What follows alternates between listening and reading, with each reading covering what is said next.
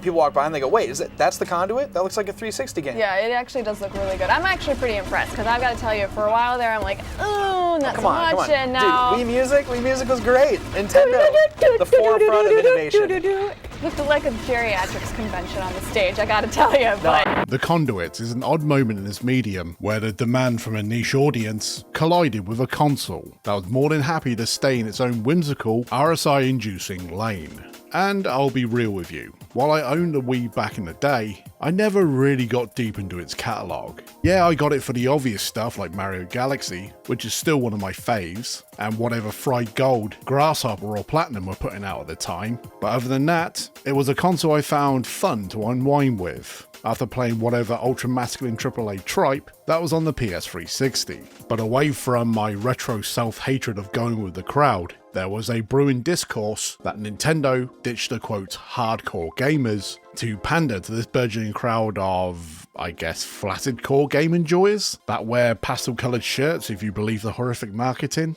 I'm not sure, but in my deep dive in these poorly written protests made by Windows Movie Maker, this argument that the Wii lacked core games doesn't make any sense. I mean, what other video game library can you play highbrow stuff starring a jumping plumber to then moments later become a bikini-clad slayer of zombies? Or if you are a complete sicko, a ninja made out of gingerbread.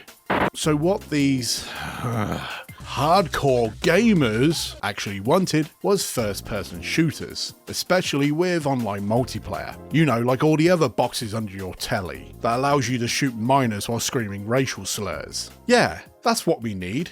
Wii Sports? Nah, bruv. That's a boomer game. We want shit like... let's see here. What's the thing that cool kids want? Aha! Balls of Fury?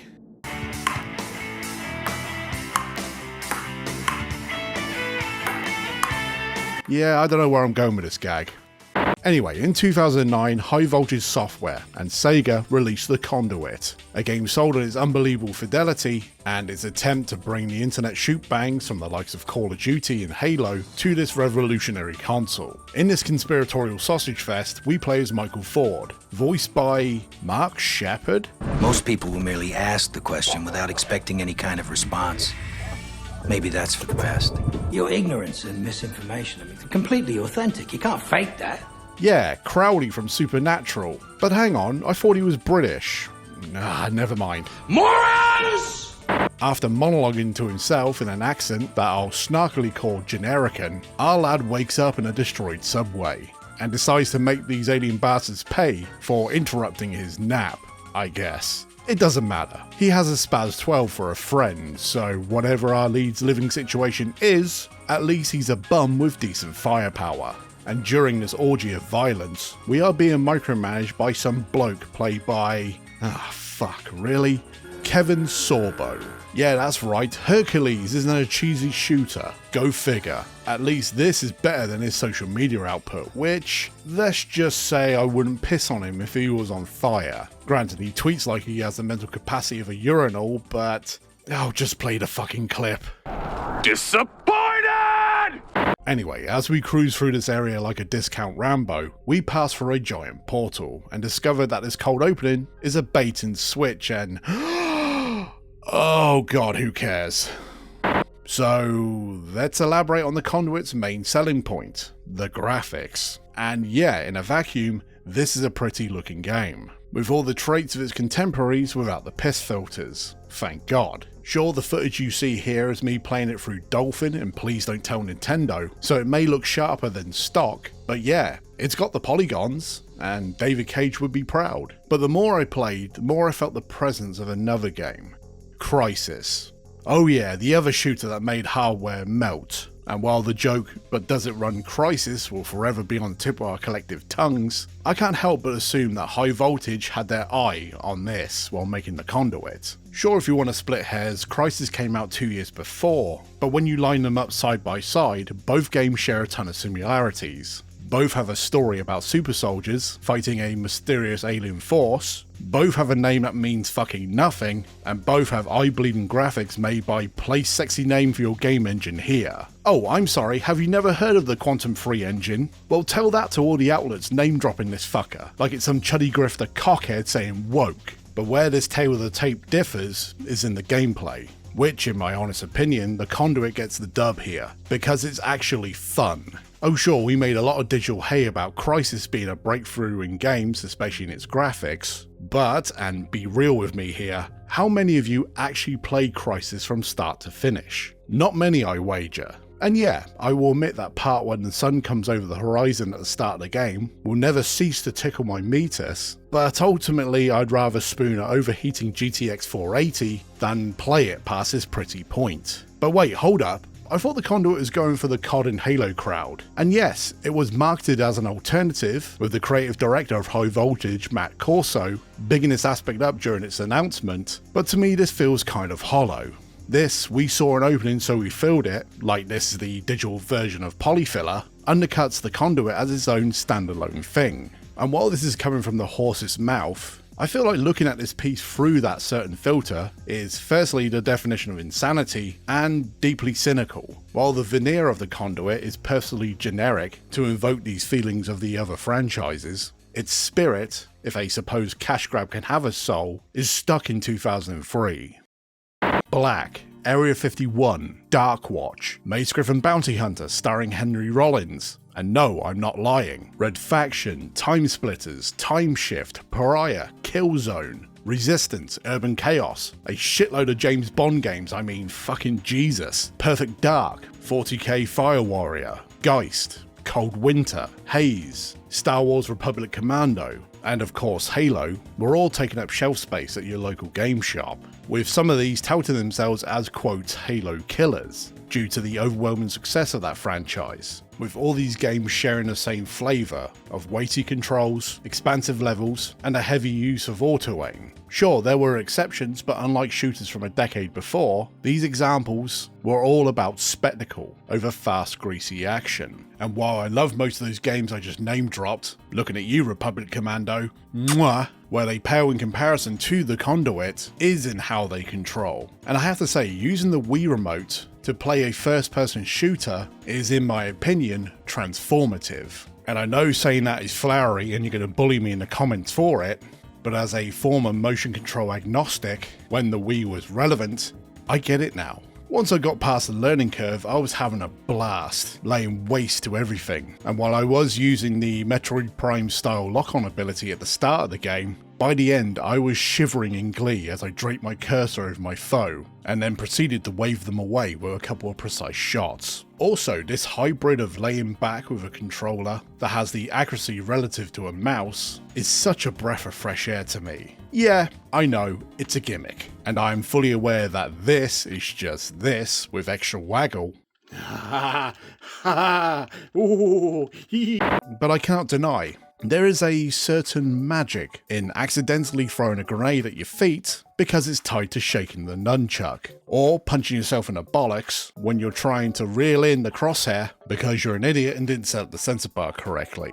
But hey, look at that thing spin. Majestic. And yes, I know this feeling is totally on me, and it's all a bunch of plastic coated smoke and mirrors, but its control scheme was really immersive, and just as the levels start to get grating, we are subjected to more story. It's perfectly pulpy, with friends becoming enemies and enemies becoming friends and all that sci-fi channel storytelling shit. It's complete nonsense, but it's just silly enough to pass the smell test. Yeah, it's not going to stick with you, and as I'm writing this an hour after beating it, I'm struggling to pluck a single thread from memory. Perhaps covering trash on his YouTube channel is starting to rot my brain. All in all, the story is perfectly serviceable. What isn't, however, is the all-seeing eye and the mechanics around it. And to be fair, it is basically a Swiss Army knife of context-sensitive inputs. but it also is your orb of distractions, with most of your time being spent using this thing to find other things to help you progress through the level, like finding these zits to open doors, or later decloaking aliens so you can shoot them, or, and probably the most obnoxious of all these fucking mechanics, getting rid of invisible mines that you would think you'd be able to shoot, but no,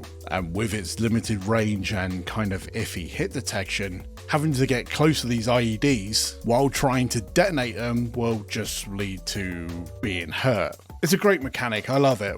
You know, why don't all the other games use it? It's great, it's awesome. Yeah, put it in the next Halo game, get rid of the emotional pathos and all that crap and just have the big green bastard getting blown up by invisible mines. It's fucking magical, and couple these sequences of getting rid of these bombs with fucking little bastards coming up to you and trying to kill you that are infinitely respawning. It's fucking great, I love it.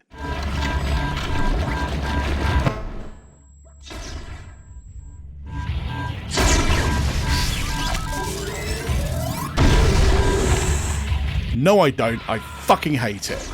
Overall, I quite enjoyed my time with the Conduit. Sadly, I can't sample its main reason to exist, the multiplayer, but the campaign was a fun ride. Yes, it's a game that doesn't have a single original idea in its head, but it manages to squeeze it all together into a sneaky throwback. And just like most of its contemporaries at the time, sarcastic spoiler alert, this ends on a cliffhanger, so you know what that means. Yes, the hardcore gamers got a second slice of Michael Ford with Conduit 2. No, not the Conduit 2, just Conduit 2. I guess the guys at Microsoft took over the marketing. Anywho, C2 starts as the last one ends, with our avatar stepping through the portal, which caused some kind of Half-Life style fuckery, which scrambled our lead's voice box. Cause now he sounds like John St. John. Yeah, Duke Nukem is now our lead, and my god is he sleepwalking through this fucking game. Adams, you filthy liar! I stopped your phony invasion! Is that guy's AI broken or something? Ugh. I was just thrown up, wasn't I? Don't answer that. I'm just claiming my paycheck. Gianni Matrigrano out-dukes my Duke. So I'm gonna be a prick to him on Twitter. Outlast is shit. But hey, you are no longer beholden to the Wiimote and Nunchuck, as this second go-around supports the Wii Classic controller. And at first I thought, I'll play it like that. But then I realised very quickly that this implementation is half-baked. And it's basically down to the sensitivity of the sticks, they're all over the place. But then I don't know if the half-baked nature of the software is actually the half-baked nature of the hardware. Because, let's be real again, has anyone used a Wii Classic controller recently? Oh sure, if you were playing retro games on the Virtual Console, then it was fine, but this controller is just awful. And if you love jamming your thumbs together, then it might be your go-to input device. But then it just dawned upon me that this is just a concession for those fucking core gamers, rather than the intended way to play. So, in my moment of weakness, it still bullied me into using motion controls. So, well played Mr. Nukem. And yeah, the Conduit 2 is a sequel that does the usual refinements that barely need mentioning, and all in all, it's just another slice of competent blasting that I quite enjoyed in a brain-off sort of way. And you would think that this will finally tie up the Ford saga, and we finally learn what the series is blabbering on about. But no, the finale here ends on a cliffhanger.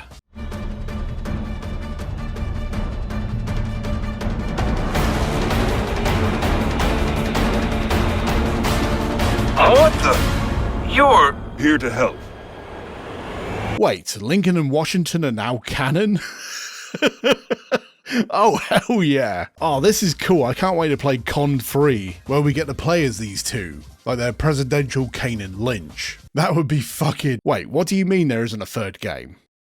Disappointed! Yeah, sadly, this is all we got. Apart from a prototype of 2 on the 3DS, which you can see here, yo camera guy, personal space, And yeah, that's all we got. 2 quite entertaining, if kind of silly games I spent a portion of my life talking about. Ah, fuck it, play the clip again.